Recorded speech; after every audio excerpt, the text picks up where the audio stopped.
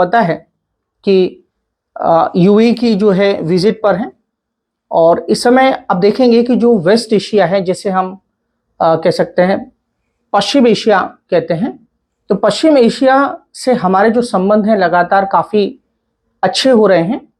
और अभी आपको पता है कि एक देश ऐसा है जिसे कि पाकिस्तान है, उसको बहुत इस समय बुरा लग रहा होगा कि भारत के संबंध जो हैं कैसे हमारे वेस्ट एशिया के साथ अच्छे हो रहे हैं। अभी हाल में कुछ खबरें ऐसी आ रही हैं, जैसे कि मैंने आपको बताया था कि जो हमारे 8 एक्स नेवी के जो ऑफिसर्स थे उनको जो है कह सकते हैं सजा की जो सजा सुनाई गई थी, डेथ सेंटेंस उनको सुनाया गया था, तो उनको जो है रिलीज कर दिया गया।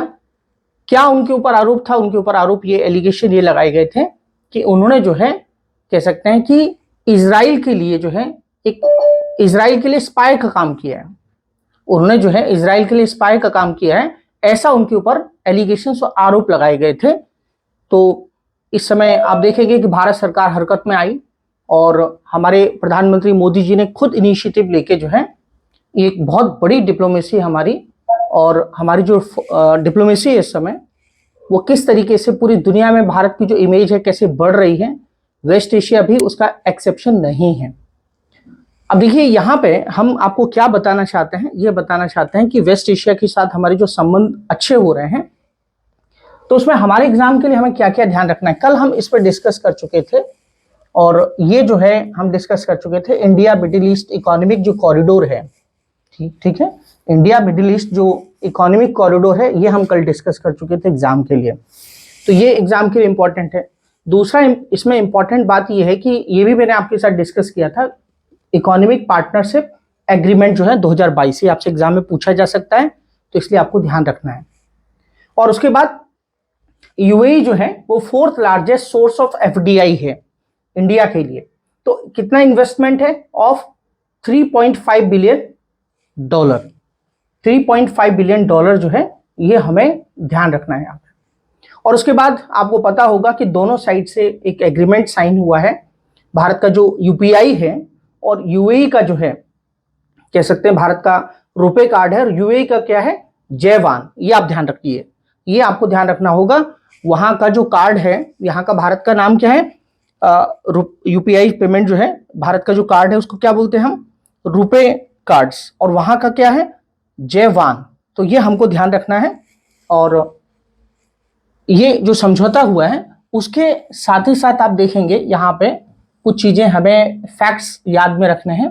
वो ये ध्यान रखने हैं कि अगर हम देखेंगे कि वेस्ट एशियन जो कंट्रीज हैं, ठीक है, जो वेस्ट एशियन कंट्रीज हैं account for nearly 14% of India's total trade. तो ऐसा कोई ऑप्शन बन सकता है कि भारत का जो है जो पश्चिम एशिया के जो देश हैं उनके साथ हमारा कितना व्यापार है।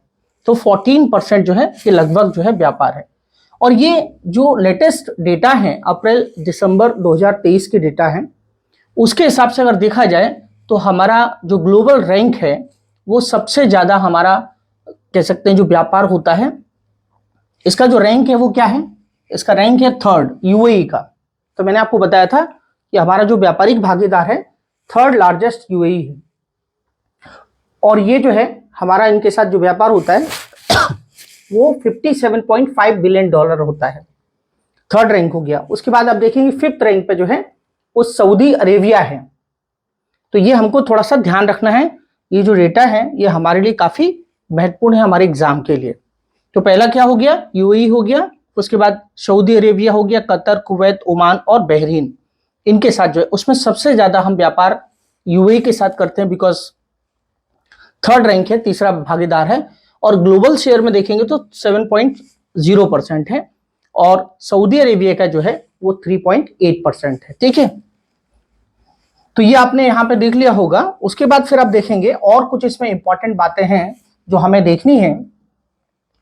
मैं आपको यहाँ पे ये बताना चाहता हूं कि हमारे जो प्रधानमंत्री हैं, ठीक है, मोदी जी, वो लगातार जो है वेस्ट एशियन कंट्रीज में हमेशा जो है जाते रहे हैं। गल्फ कंट्रीज में 2015 में यूएई गए थे। तो ये उनका जो विजिट था ये 7th विजिट था, 7वीं बार जो है वो यहाँ पे गए, 7th टाइम, 7वीं बार जो है यहाँ पे गए, ये आपको यहाँ पे ध्यान रखना है।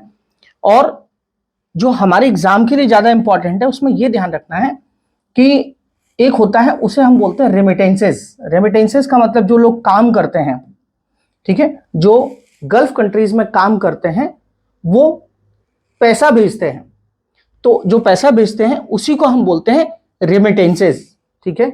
जो संप्रेषित धन आता है वो उसको हम रेमिटेंसेस कहते हैं। और ये रेमिटेंसेस में अगर आप देखेंगे तो सबसे ज्यादा हमको जो रेमिटेंसेस मिलते हैं, ठीक है, वो हमको यूएस से मिलते हैं। सबसे ज्यादा हमको जो रेमिटेंसेस मिलते हैं वो यूएस से मिलते हैं, 23.4%। और देखिए उसके तुरंत बाद जो है यहाँ पे यूएई का जो है वो स्थान है। उसके तुरंत बाद आप देखेंगे तो यूएई जो है वो 18.0% है। उसके बाद फिर यूके है, सिंगापुर है, फिर सऊदी अरेबिया है। तो थोड़ा सा ये जो रेमिटेंसेस का जो क्रोनोलॉजिकल ऑर्डर है, आप समझिए इस बात को, जो क्रोनोलॉजिकल ऑर्डर है वो प्लीज आप एक बार तैयार कर लीजिए, ठीक है। मोटा मोटी तौर पे आपको ध्यान रहना चाहिए, लेकिन फिर भी अगर उन्होंने क्रोनोलॉजिकल ऑर्डर पूछा तो आप उसका आंसर दे सकें, इसलिए आपको ये पता होना चाहिए कि पहला जो है यूएस है, उसके बाद फिर यूएई है। तो सबसे ज्यादा, मान लिया क्वेश्चन पूछा कि सबसे ज्यादा रेमिटेंसेस हमको कहां से मिलता है, तो ठीक है, अब उसमें उन्होंने क्या किया, ये चालाकी इच्छा करते हैं कि यूएस को उसमें से हटा देंगे, यूएस को उसमें हटा देंगे तो ऑप्शन हमारा सही क्या आ जाएगा, अब उसमें यूएस है ही नहीं तो हमारा ऑप्शन क्या आ जाएगा, यूएई आ जाएगा। तो इस तरीके से जो है ये क्रोनोलॉजिकल ऑर्डर जो रेमिटेंसेस का है, पहले यूएस है, फिर उसके बाद यूएई है, फिर यूके है, सिंगापुर है, सऊदी अरब है, कुवैत है, ओमान है, कतर है, हांगकांग और ऑस्ट्रेलिया। तो हमने यहाँ पे रेमिटेंसेस के बारे में जाना कि हमें सबसे ज्यादा रेमिटेंसेस यूएस से मिलता है और उसके बाद यूएई से, जो हम कल आपको नहीं बताए थे।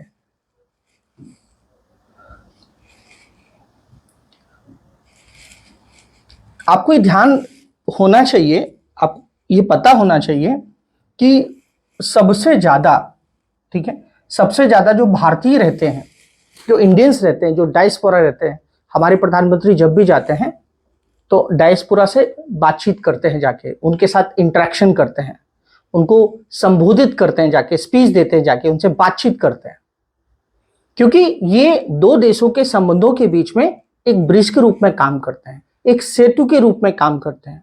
तो ये जब से हमारी ये नई गवर्नमेंट आई है तब से जो है डायस्पोरा पर ज्यादा फोकस किया जाने लगा है।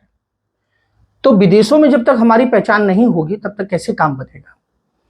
इसी कॉन्टेक्स्ट में अगर आप देखेंगे तो सबसे ज्यादा जो प्रवासी भारतीय रहते हैं वो अमेरिका में रहते हैं, लेकिन आप देखेंगे यहाँ पे जो है उसके बाद 3.5 मिलियन जो है कह सकते हैं 3.5 मिलियन जो लोग रहते हैं वो यूएई में रहते हैं। तो कहने का मतलब ये है कि अगर पूरे वेस्ट एशिया की बात करें, हम पूरे गल्फ कंट्रीज की बात करें, तो गल्फ कंट्रीज की संख्या जो है वो 9 मिलियन के आसपास है, जिसमें से सबसे ज्यादा लोग सऊदी अरब में रहते हैं और उसके बाद फिर यूएई में रहते हैं, उसके बाद फिर सऊदी अरब में रहते हैं। ठीक है, इतना क्लियर हुआ होगा। उसके बाद तो ये सीक्वेंस है बहरीन, कुवैत, ये यूएई, सऊदी अरब, कुवैत, ओमान, कतर, बहरीन।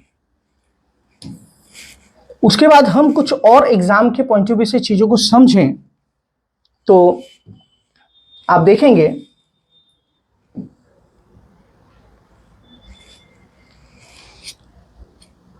कि कॉम्प्रिहेंसिव, यहां पे देखेंगे 80% share of UAE's export to India that could see tariff removal under the India UAE comprehensive economic partnership agreement sign in 2022। तो मैंने कल आपको क्या बताया था, मैंने आपको ये बताया था कि जब से जो है ये जो ट्रेड हुआ है, हमारा जो एग्रीमेंट हुआ है, कौन सा वाला, ये जो सीपा हुआ है, तब से जो व्यापार है दोनों देशों के बीच में वो 15% बढ़ा है, 15% तब से बढ़ा है बायलैटरल ट्रेड। अच्छा, सीपा कब लागू हुआ है, कल मैंने आपको बता दिया था कि 1 मई 2022 को लागू हुआ था, इंप्लीमेंट हुआ था। ठीक है, और सीपा जो है वो किस देश के साथ साइन हुआ है, तो मैंने आपको बताया था संयुक्त अरब अमीरात, यूएई। ठीक है, उसके बाद आप देखेंगे कि हमारा जो पेट्रोलियम गैस का जो इंपोर्ट्स है, देखिए हम इन देशों पर किस चीज के लिए निर्भर हैं, हम इन देशों के साथ जो निर्भर हैं वो हम, आप देखेंगे कि पेट्रोलियम जो कह सकते हैं जो एनर्जी है, भारत की जो ऊर्जा सुरक्षा है, एनर्जी सिक्योरिटी है, उसके लिए हम इन देशों पर निर्भर हैं। आप समझिए इस बात को। 70% share of global Gulf Cooperation Council GCC countries in India's total petroleum gas imports in 2021-22। यहां पे आप देखेंगे कि हम देखेंगे 35% share of GCC countries in India's total oil imports. तो जो 35% है वो भारत को जो है एनर्जी जो है वो हमें भेजते हैं, हम उनके ऊपर डिपेंडेंट हैं। अच्छा देखिए, ये सबसे इंपॉर्टेंट जो है जो आपको ध्यान में रखना है, क्योंकि कतर हमारे लिए काफी महत्वपूर्ण देश बन गया है जब से ये न्यूज आया है, और कतर के साथ भी हमारे जो है काफी अच्छे रिलेशन है, संबंध है। तो यहां पे आप देखेंगे कि अभी हाल में जो है एक हमारा एक डील साइन हुआ है, लिक्विफाइड नेचुरल गैस सप्लाई। ठीक है, क्या बताया मैंने आपको? लिक्विफाइड नेचुरल गैस सप्लाई 2048 तक। तो 2048 तक जो है हमको क्या करेंगे, ये LNG सप्लाई करेंगे। और ये जो डील है ये 78 बिलियन डॉलर की डील हुआ है। अब देखिए कितना को एग्जिस्टेंस है ये, कि जब जो है ये डील हुआ और उसी समय उनको छोड़ दिया गया। ये दोनों चीजें जो है, पहले डील हुआ उसके बाद उनको छोड़ दिया गया। तो आप देखिए यहां पे जो है मैं आपको बताना चाहता हूं कि 78 बिलियन जो है ये कह सकते हैं कि डील हुआ 78 बिलियन का, और ये अगले 25 सालों के लिए जो है ये डील हुआ है। तो ये काफी महत्वपूर्ण खबर है एग्जामिनेशन के लिए, तो इसलिए मैंने आपको बताया। और जैसा कि मैंने बताया कि यूएई के साथ पहले बताया कि 1972 में हमारे रिलेशन एस्टेब्लिश्ड हुए थे, और उसके अलावा जो है बाकी सारी चीजें मैंने आपको बता दिया है पहले से ही, कि इन्वेस्टर के बारे में मैंने आपको बता दिया और एग्रीमेंट्स के बारे में। जनरली यही चीज जो है एग्जामिनेशन में पूछी जाती है। और मैंने आपको लोकल करेंसी सिस्टम के बारे में बताया था कि क्या सेटलमेंट का उनका हमारा क्या एग्रीमेंट हुआ है कि हम लोग दिरहम में और रुपए में जो है पेमेंट करेंगे। तो कह सकते हैं कि एग्जामिनेशन के लिए जब आप जाएंगे तो ये पॉइंट जो है आपको ध्यान में रखने हैं, और ये भी ध्यान रखना है कि दोनों देशों का जो बायलैटरल ट्रेड है वो 85 बिलियन डॉलर जो है 2022 और 23 में हुआ है। और मैंने आपको बताया था कि इनके साथ हमारी बायलैटरल इन्वेस्टमेंट जो है वो एक ट्रीटी हुई है, जो कि हमारे एग्जाम के लिए काफी इंपॉर्टेंट है, क्योंकि मध्य ऑप्शन उन्होंने बनाया क्योंकि काफी चर्चा में है, न्यूज में है। देखिए वो जो देश है वो हमारे ऊपर, हम उनके ऊपर निर्भर हैं, किसके लिए? ऊर्जा के लिए, एनर्जी के लिए। लेकिन हम निर्भर हैं तो वो भी हमारे ऊपर डिपेंडेंट है। आप बोलेंगे सर वो कैसे? वो हमारे लिए, वो कह सकते हैं कि हम उनको कह सकते हैं फूड वगैरह के लिए जो है, फूड सिक्योरिटी के लिए वो हमारे ऊपर डिपेंडेंट है। फूड सिक्योरिटी के लिए, खाद्य सुरक्षा के लिए वो हमारे ऊपर डिपेंडेंट है। और मैंने आपको ये भी चीज बताई है कि जो यूएई है वो भारत के साथ डेजर्ट साइक्लोन जो है वो मिलिट्री एक्सरसाइज करता है। और मैंने आपको बताया था कि जो I2U2 है उसमें ये भारत के साथ है। उसके बाद सऊदी अरब जो है वो G20 का सदस्य है, और हमने क्या किया था, यूएई को स्पेशल इनवाइट किया था। ये चीजें आपको सब ध्यान रखनी है, जस्ट एक रिकैप कर रहा हूं। उसके बाद एक और प्लेटफॉर्म है, मैंने आपको बताया था यूनाइटेड कह सकते हैं यूएई, फ्रांस और इंडिया। ठीक है, तो जो UFI जो है वो भी, उसमें भी हम तीनों लोग शामिल हैं। और तो ये कुछ ऐसी चीजें हैं जिनके बेसिस पे जो है आप आंसर को लिख सकते हैं। और एक सबसे खास बात है कि वेस्ट एशिया में आप देखेंगे पहला जो हिंदू टेंपल है भारत की, ये क्या है? टेंपल डिप्लोमेसी है कि भारत कह सकते हैं कि हमारे प्रधानमंत्री जी ने जब रिक्वेस्ट किया यूएई के प्रेसिडेंट साहब से, तो उन्होंने कहा कि आप जहां पे जगह रख देंगे, जहां पे आप हाथ उंगली रख देंगे, हमारे प्रेसिडेंट को उन्होंने ये कहा, मतलब जो यूएई के प्रेसिडेंट हैं उन्होंने भारत के प्रधानमंत्री को ये कहा कि जहां पे आप सिर्फ बता देंगे, उंगली रख देंगे, वही जगह हम आपको दे देंगे मंदिर बनाने के लिए। तब कहीं ना कहीं जो है कह सकते हैं कि एक सर्वधर्म जो संभाव की जो पॉलिसी है, सभी धर्मों को रिस्पेक्ट करना है, जैसे भारत में एक सेकुलरिज्म की पॉलिसी है, उस तरफ अगर यूएई बढ़ रहा है तो उसके पीछे क्या कारण हो सकता है? क्या आपने सोचा है कभी इसके पीछे कारण ये है कि भारत, आपको पता है कि 5वीं सबसे बड़ी अर्थव्यवस्था बन गया है। और आपको यह भी पता होगा कि 2027 में भारत तीसरी बड़ी अर्थव्यवस्था बनने वाला है और भारत की जनसंख्या भी सबसे ज्यादा है। तो कहने का मतलब यहां पे यह है कि भारत का जिस तरीके से जो ग्लोबल पावर में भारत की जो इमेज बढ़ी है और भारत की जो इकोनॉमी जिस तरीके से आगे बढ़ रही है, तेजी से बढ़ने वाली जो अर्थव्यवस्था है, मुझे लगता है कि कुछ यही कारण है। और यहां पे एक सबसे खास बात यहां पे ये मैं आपको बता दूं कि अगर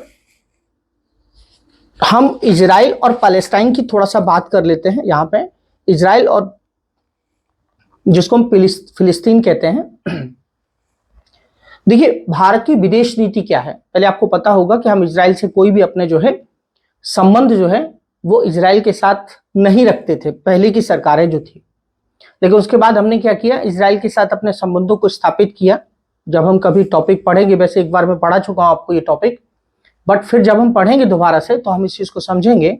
तो भारत ने अपनी विदेशी नीति में चेंज किया, फॉरेन पॉलिसी में, और भारत ने जो है कह सकते हैं 2 स्टेट सॉल्यूशन जो थ्योरी है भारत की, एक बार यूपीएससी में पूछा भी गया क्वेश्चन कि जो 2 स्टेट थ्योरी है, 2 स्टेट सॉल्यूशन, ये थ्योरी क्या है। तो ये थ्योरी ये है कि हम इजराइल के दोस्त तो हैं ही हैं और साथ में हम जो है फिलिस्तीन के भी दोस्त हैं, और हम ये सॉल्यूशन चाहते हैं कि दोनों देशों का अस्तित्व वहां पे हो।